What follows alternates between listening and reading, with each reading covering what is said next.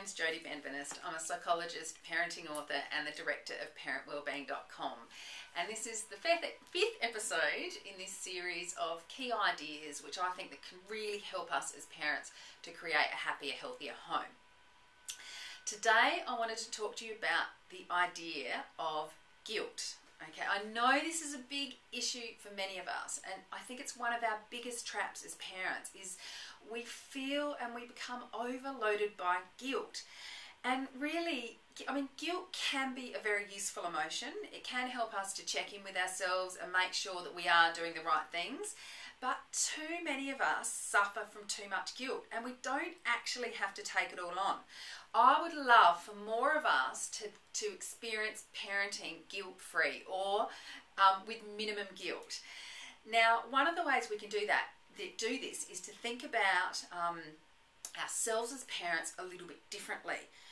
I think guilt comes about for two main reasons. The first one is that we underestimate ourselves. We don't give ourselves credit for everything that we do within the day, everything we do with our children, everything we're contributing to others in our life. And we therefore find something that we didn't do quite right, or we didn't do well enough, and we create this idea, this sense of guilt.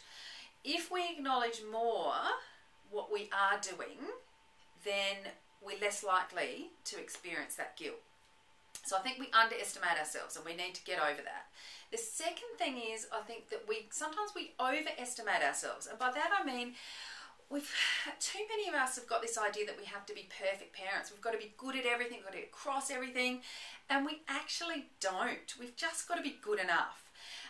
And if we don't overestimate ourselves and what our kids really need, then again we can let go of some of that guilt.